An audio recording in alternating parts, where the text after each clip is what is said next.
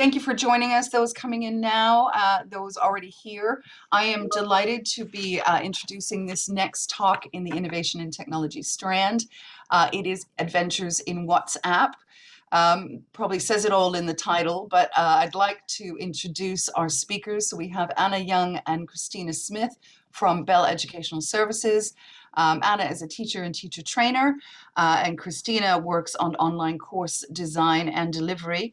Unfortunately, I don't think Abdoulaye Konate will be joining us today, but they'll be talking about the projects that they did. Abdoulaye is from Guinea. He works with the English Teachers Club in West Africa, and he's really working to promote training opportunities in his country. So I'm going to hand over to Anna and Kristina. If you have any questions as we go along, please can you put them in the Q&A so we're not missing them in the chat. And we'll come back towards the end just to answer some of the questions. So I'm handing over to you and Kristina. Thank you. Well, thank you very much for that introduction, Alison, and a warm welcome to everyone who's joining us today. I'm Kristina, and I'm going to start out. If you see me looking that way, it's because I'm actually looking at the chat on another monitor, okay? Just out of interest, to see if anything pops up, okay? So feel free to throw things in the chat. I enjoy following that too. We're here today to talk about an online teacher development program that we developed and we carried out in Guinea. And this was part of the Prelim project, Prelim 2.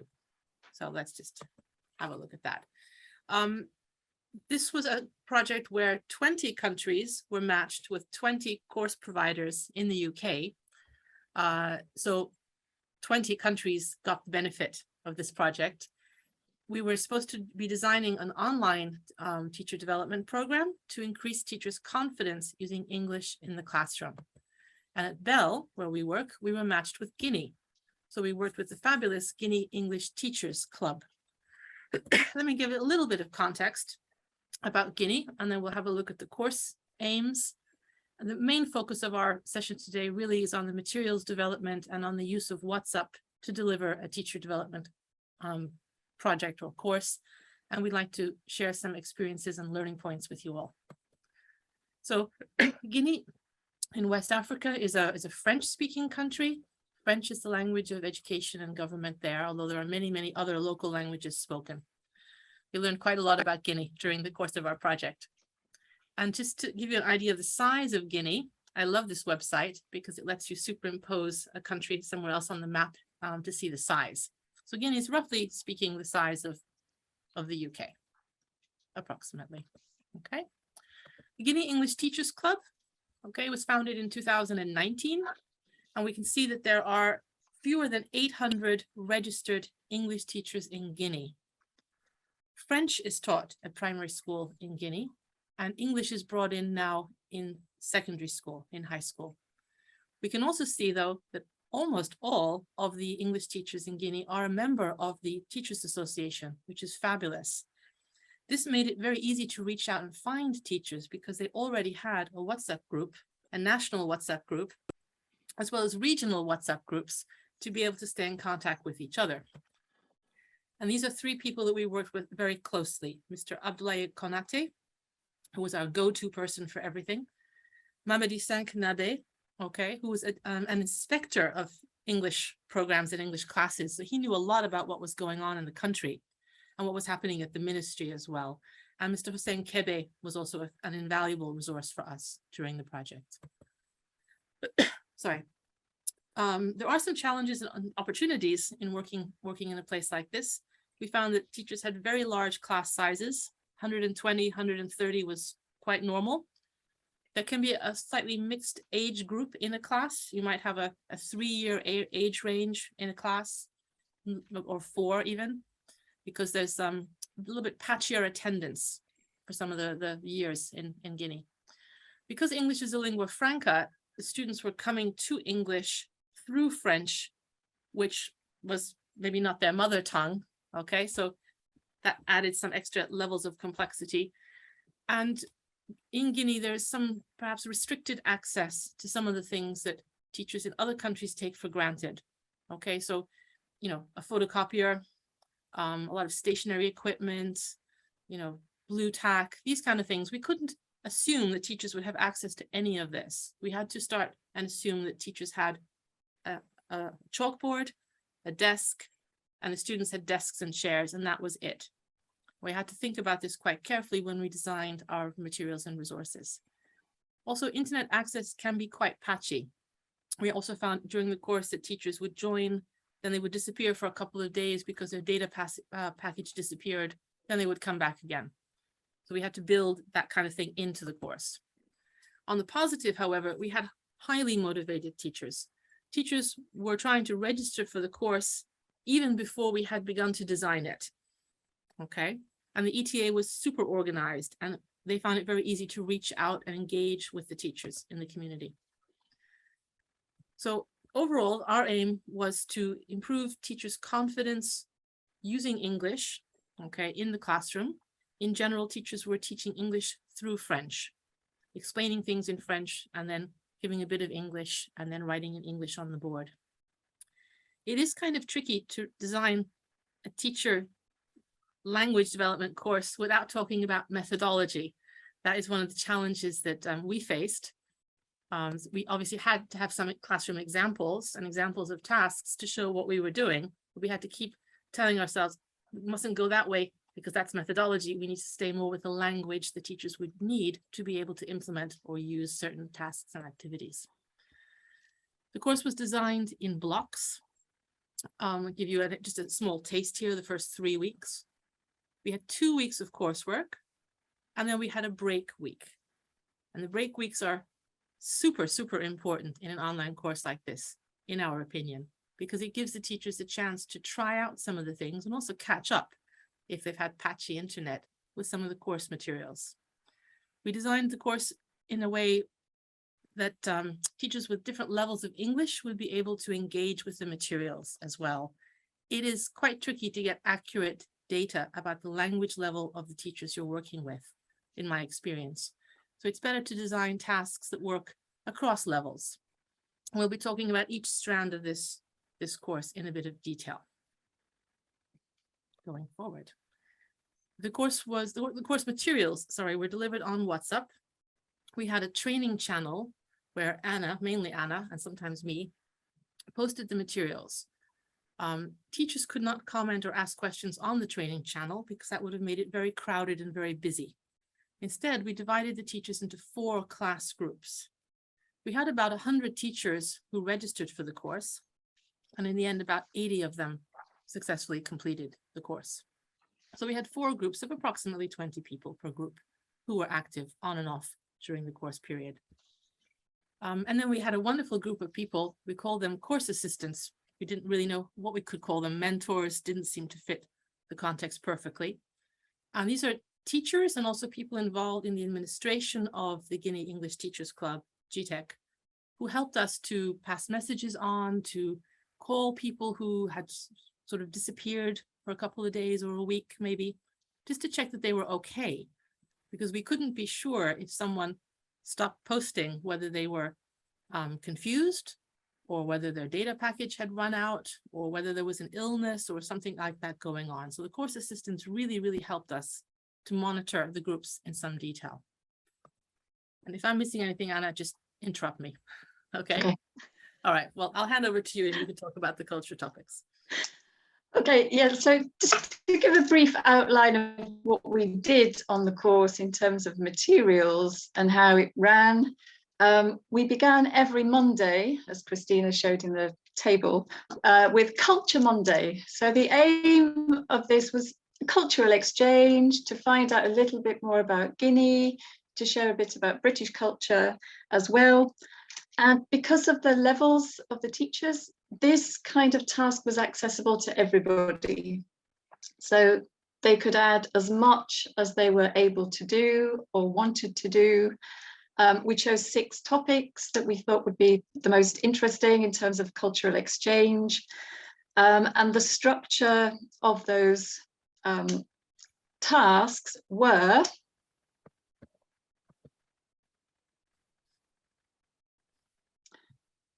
typically we started with showing a task for the day. So in this case, a shopping task that involved using different sensors. We gave a model answer, which was typically with pictures and a voice recording, a voice note, sometimes with text as well. And really importantly, we gave language support. So vocabulary to talk about shopping. Sometimes we had sentence frames or sentence starters. And then we set the task. So here you can see the task. We wrote the task on Word and then copied and pasted the instructions into WhatsApp. Really important with these tasks, build in a part where teachers have to respond to each other. So on the next slide, you can see an example of how these tasks worked.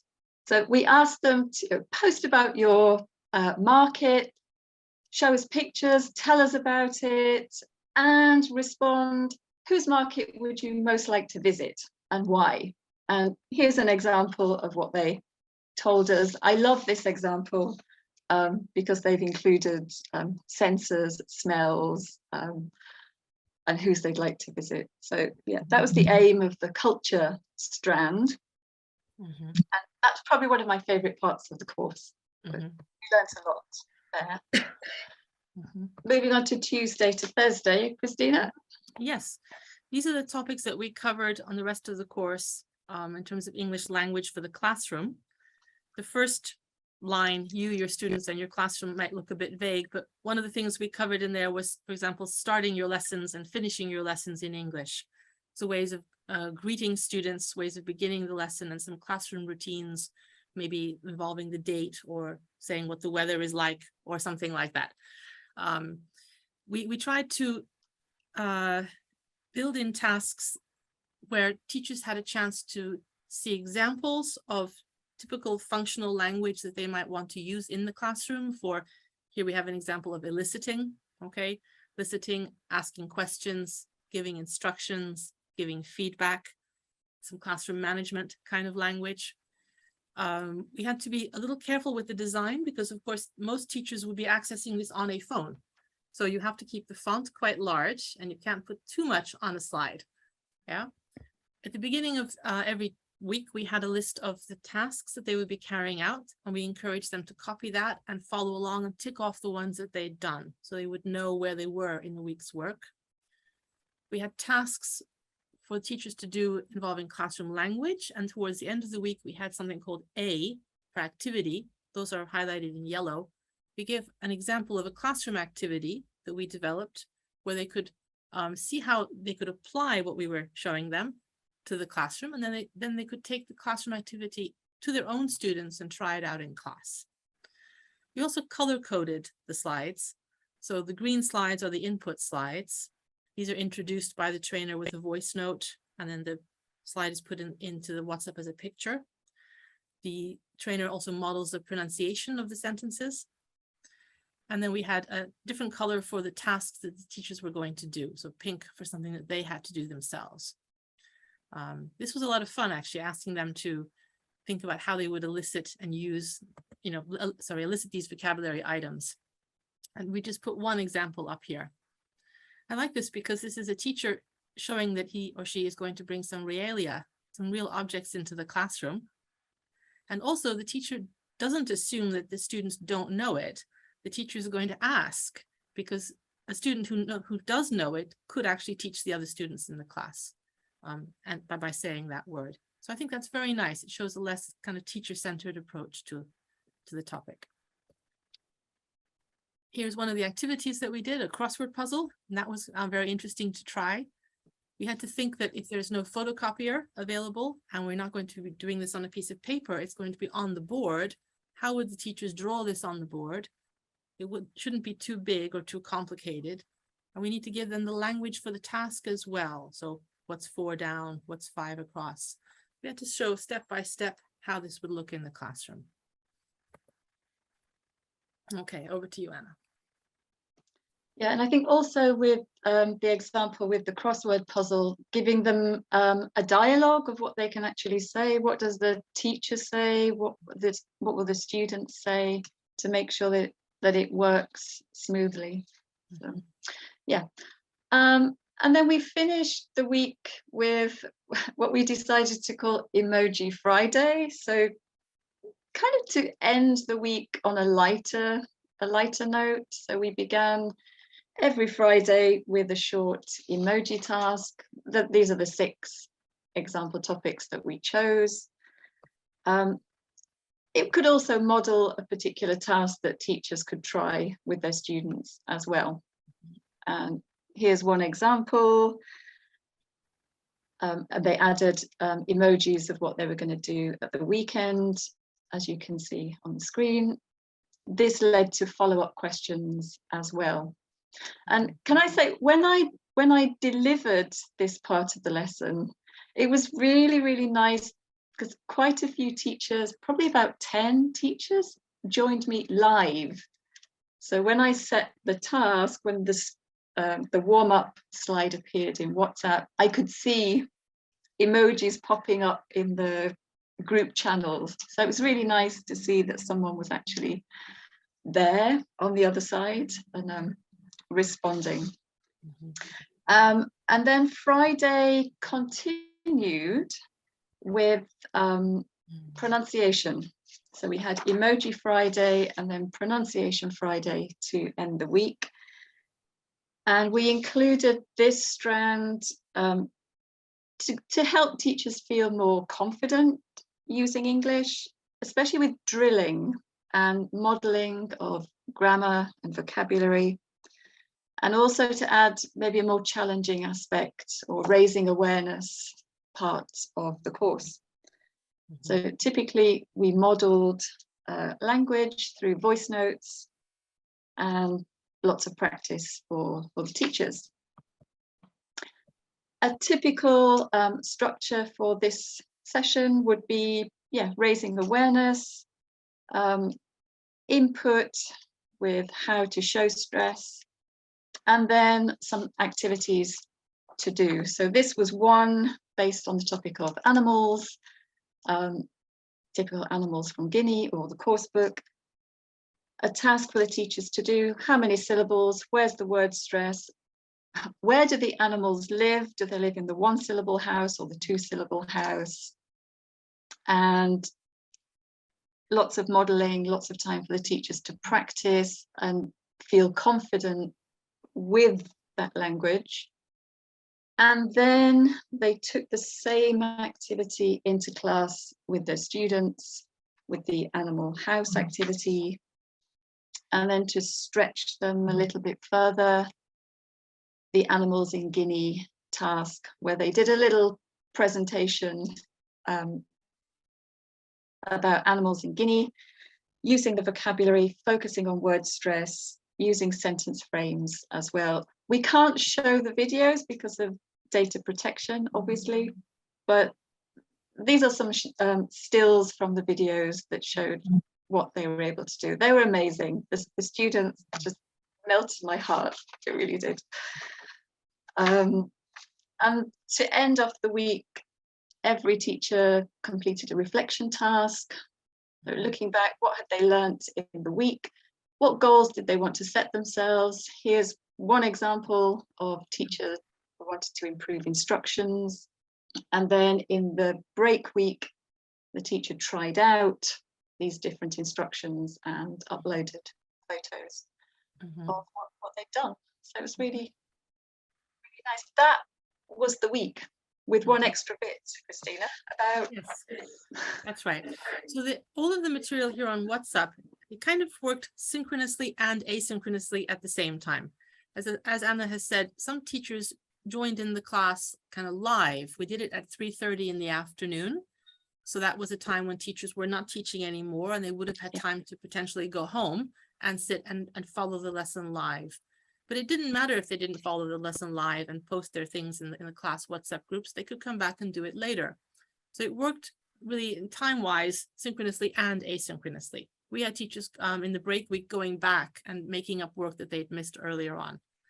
We did also include one synchronous element each week, which was a kind of Zoom class or a Zoom meeting, where we tried to introduce some of the classroom activities live, with Anna and me modeling how we would give instructions, how we would give examples, sharing the kind of language support we might give students to be able to play a game or do an activity. And then teachers had a chance to try the activities in breakout rooms, come back and give us some feedback. And they were also able to ask us questions about the materials. So that was quite fun for us, and very useful actually to try some of the activities to see how they went on basically with the teachers in Guinea. So materials development, what's the actual process of doing this? We worked mainly with PowerPoint, developing the materials in PowerPoint, and then creating materials with text that could be either copy pasted or read aloud, or some cases both, onto a Word document. The PowerPoint slides were saved as images, as JPEG files, and we were able to insert those working on a laptop. So on the laptop, you have your WhatsApp, you have your folder with all the images for the JPEG, and you have your Word document, and you're able to copy paste and add voice notes while delivering the class live. We used a lot of emojis and GIFs as well to liven it up a little bit. In many cases, we were able to reuse these. That was part of our aim, really, to create a kind of bank of instructions that could be repeated. So on the top right, we had the colors of the flag of Guinea with the two globes at either end, and the instruction over to you. So once we'd given our examples and we wanted them to give an example from their side, we would use this particular instruction. In order to be able to format on WhatsApp, we put the formatting into the Word document. So the little asterisk or star in front of over and at the end of you will make that bold in WhatsApp. Underneath that, we have the see you tomorrow at 3:30. That was how we ended our lessons. And we would change the emojis from time to time. Okay, so this is the most interesting bit. Oops, sorry. Can you use WhatsApp to deliver a teacher development course? Is it a good tool? So what do you think, Anna? Yes, I think one of the greatest advantages of using WhatsApp is the choice that you can offer teachers. So when we set the tasks, teachers could either upload a photograph of what they've done. So there's a selection of the traffic lights activity for remembering vocabulary, exercises that they wrote in their notebooks, and then they uploaded a photo. Mm-hmm. Other teachers chose to upload answers in a very different way. This is a pair work activity about elicitation. They chose to upload how they'd done the task by sending us screenshots in WhatsApp. I really like this one because it shows they've used voice notes to practice eliciting. They've used text to give their answers. They've asked questions to each other, you know, am I right? Let me try it again. And other teachers chose to send us videos of what they've tried out. And this was really positive. I loved this part of the course.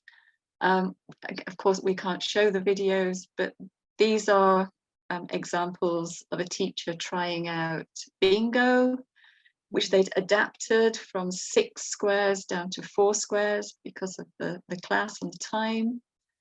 There's another example of the teacher also doing bingo, but showing how he set out the board, the drilling that he did, showing how to cross off the words when the class had heard them. So I think, yeah, either uploading photos, screenshots, videos, voice notes, the way the teachers can do the tasks is something they can't do, or I haven't done before on other teacher development courses. So a real advantage. What do you think, Kristina? Yeah, I completely agree. I mean, normally when you bring people into a course, for example, in one place where you're working in a room with teachers, they're far away from their classroom.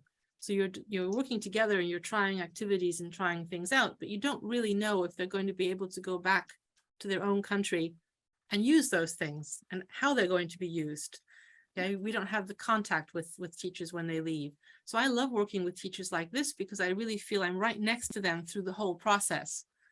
And those break weeks gave the teachers a chance to try things out. They were very enthusiastic. And it gives us feedback as materials writers, you know, so we can think, oh, okay, that didn't quite work the way we wanted it to. So we will adapt. We will work on the next 2-week block and maybe change a few things before we deliver it. So it was a real, you know, fantastic learning experience for both sides, in my opinion. Yeah. Okay. Yeah, experience and learning points. Okay, we did do quite a lot of evaluation, and there are surveys and lots of stuff like that, but we're not going to share very much of it. Just to give you an example, okay, we did have a registration questionnaire where we tried to gauge what language teachers were doing things in the classroom. So for example, introducing new lesson topics, the red is people doing it in French, usually in French. Okay, so between the registration and the end of the course, if we look from left to right at the red bars, we see that fewer teachers were doing it in French by the end of the course. And the green bar is the use of English, people who are always doing these things in English. And we can see that across the board, teachers began to introduce lesson topics or elicit or give instructions much more in English. This is just 3 of the topics. Basically, across all of the topics, we saw a change like this. So the self-reporting data is very positive from the course. But I think what's even more interesting is all the stuff that Anna learned about how to deliver a course on WhatsApp. I don't know where to begin. It was a learning curve, right? Yes. I've done this before, but this was completely new for you. Completely new. I mean, I to give you context, I didn't even know that you could have WhatsApp on a laptop. I didn't know. I didn't know you could upload PowerPoint slides into WhatsApp. So I was a complete beginner. So if anyone else is a complete beginner, it can be done. So I kept a learning log for the first half of the course. And then at the end of the course, I wrote probably about a 5-page document of everything that I'd learned. I can't remember. But yeah, lots of different topics that were covered, including technology. I mean, a huge amount to learn with technology. But for the purpose of time, I'm going to summarize a few tips and things that were kind of concerning me, having never done this kind of training before.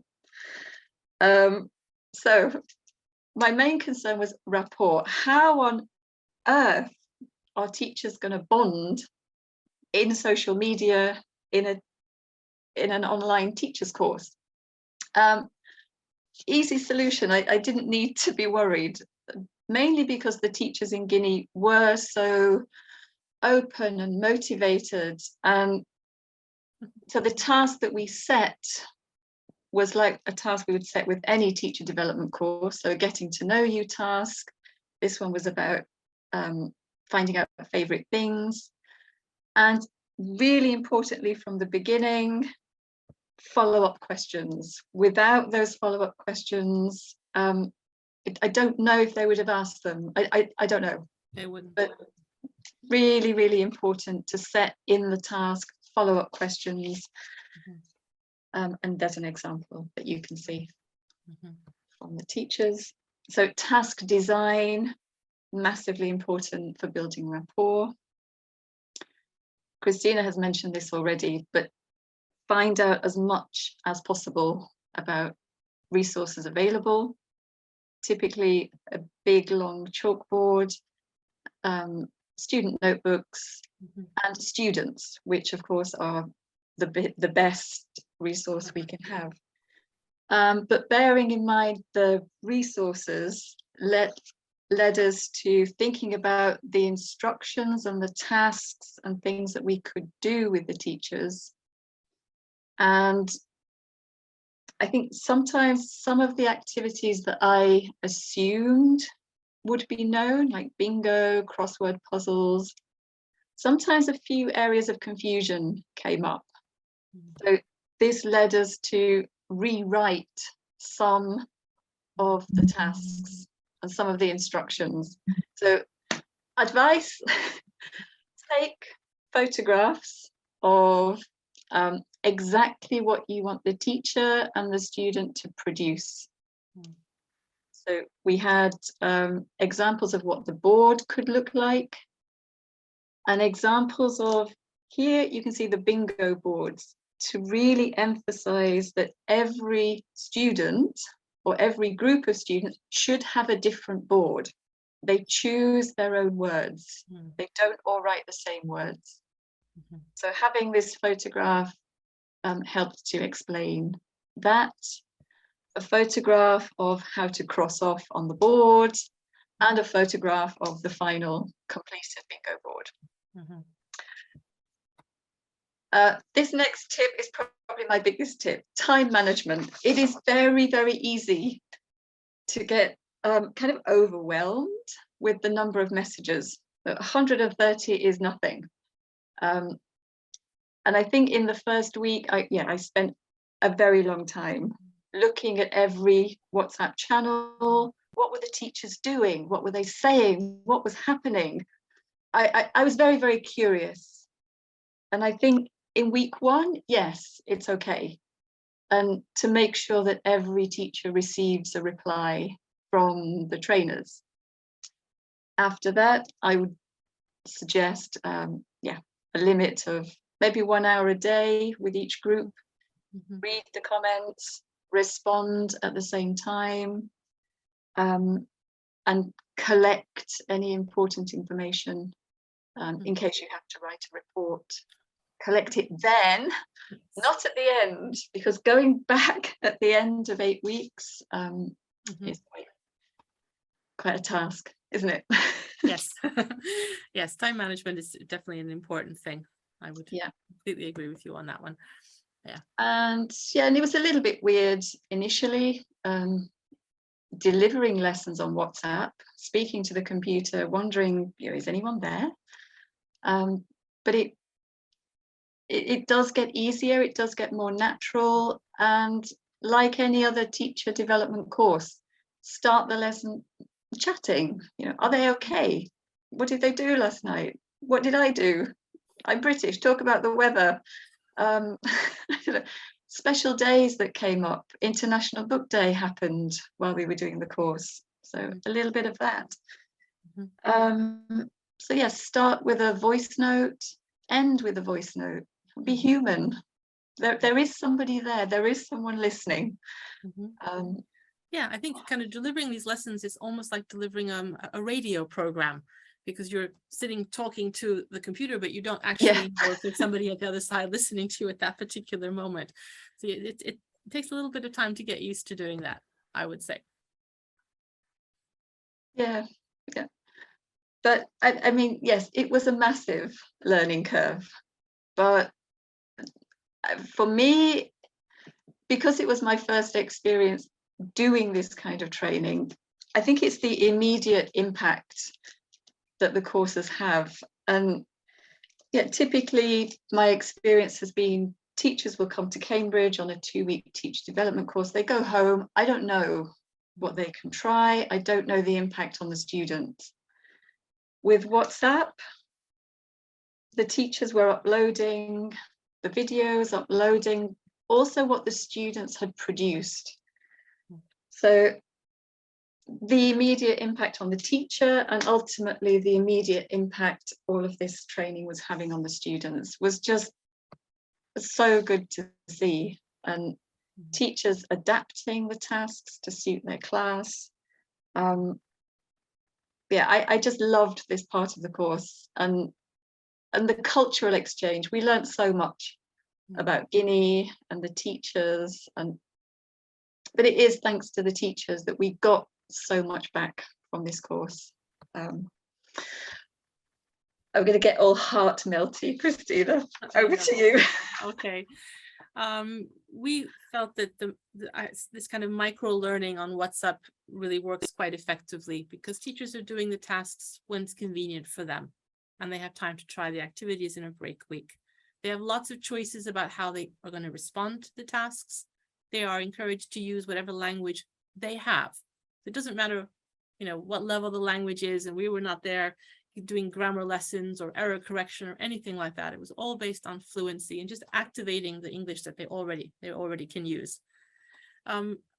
Doing this allows us to reach teachers who could not otherwise perhaps have any access to a teacher development course. Social media, it's something which the teachers are already using. They're already using WhatsApp on their phones. So this was just kind of an easier way to get at them. I would say that from Zoom classes, we only maybe had 15 or 20 teachers in the whole group who were able to join us on Zoom because of bandwidth and internet access. But we had 80 teachers and more in total following us on WhatsApp. So WhatsApp clearly reached more teachers than a live synchronous class on Zoom is going to. And it seems to have an immediate impact on teaching and learning. Judging from all the comments that we had a teacher who said at the end that the day she tried elicitation in her classroom changed her life, because it had never occurred to her that she could get so much from her students, or she could involve her students using English rather than just translating vocabulary, for example. That was really heartwarming to listen to at the end of the course. And of course, you have the challenge of the internet connection, but that's okay. My internet cuts out sometimes too. And at the end of the day, I think Anna and I, and also Abdoulaye and all the others, we gave ourselves a big, big pat on the back, because we actually trained 10% of the English teachers in Guinea, didn't we? Because there's fewer than 800 of them, and we had about 80 people passing our course. So I think that's absolutely wonderful, and they have lots of plans to cascade this. Now, I hope, Alison, is it okay if we have just 1 minute to play the video? Of course, yeah, carry on. All right. Now. Hello, everyone. I am Abdoulaye Konate from the Republic of Guinea. I am the Vice President of Trinity Teachers Club. Concerning the prelim 2 training we received from the experts Kristina Smith and Anna Young, I can inform you that it was really successful. Those experts are really professionals. The collaboration with our organization was really good, because our suggestions were taken into account. Teachers in Guinea, before the training, used to teach English through French. 50% English, 50% French. With a such of technique, our students couldn't be able to speak English fluently. But after the training, teacher tried to change their teaching habit, and we noticed that it was really successful. So GTEC Executive Committee tried to plan the cascade training in August, so that teachers in Guinea, around the country, who didn't benefit the training, can learn what we learned from the experts. Then I want to thank the prelim 2 managers for the opportunity to offer the English teachers in Guinea. And we hope that that won't be the last, because we are in a French-speaking country where speaking and teaching English is not easy. We need a such an opportunity for English teachers. Thank you very much for the opportunity.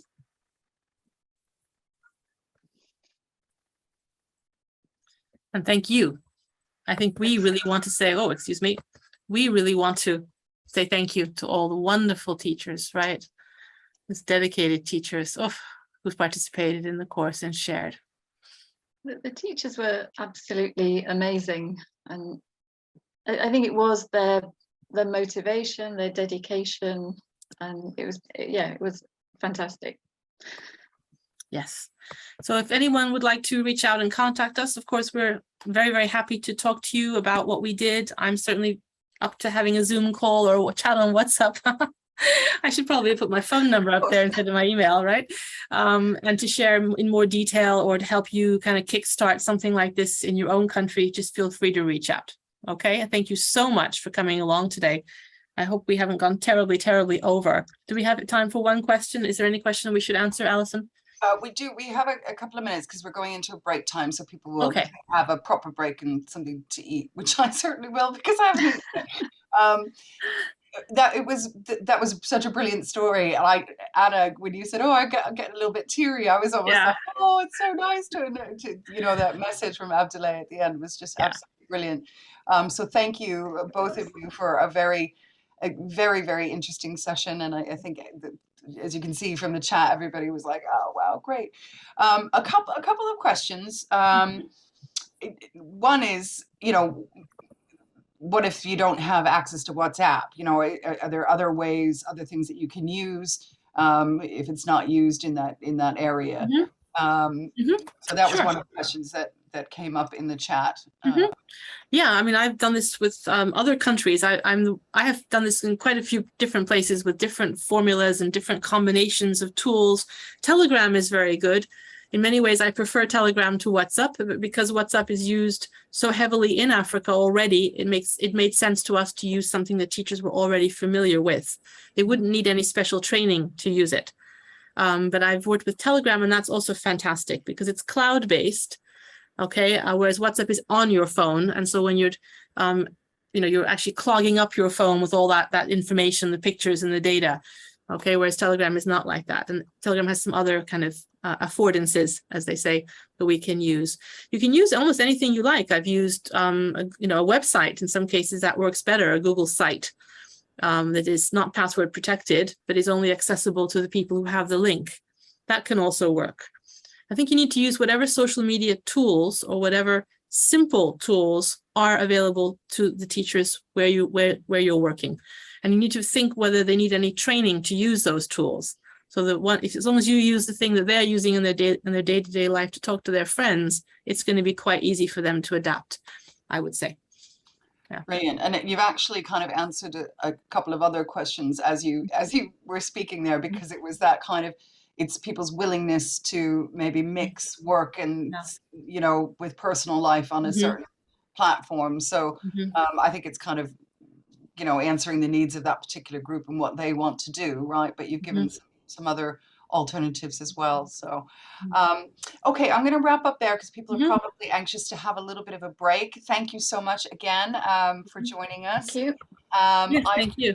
I believe we are back at 12:45 for the next session, which is the plenary. So grab something to eat, and we will see you all again shortly. So thank you again. Thank you very much for coming.